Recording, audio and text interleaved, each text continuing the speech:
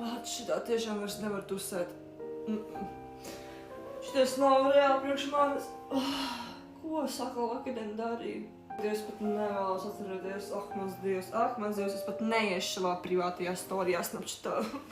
Nē, šitā vairs nevajag tusēt. Tiešām kaut kas ir jāsameklē, kaut kāda vieta, lieta, kas man vairāk patīk, kas man vairāk sagādāt prieku nekā šitā nākošā dienā mocīties. Ko lai padara?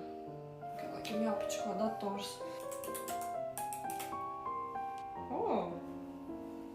Lielais koncerts. Arvi. Klaus, es skatos internetā un par cik mēs abi runājam to, ka mēs gribam kaut ko interesantu šovasar izdarīt.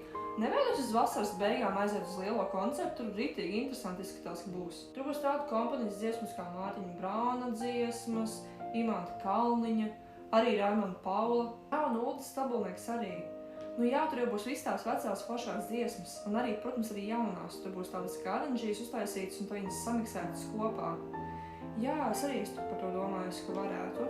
Un tur būs tāda sajūta ritīgi laba un tāda kā dziesmu svēku sajūta. Jo tur būs tikai latviešu dziesmas un būs tā kopā būšana. Ok, tad es pērku biļetes. Labi. Čau!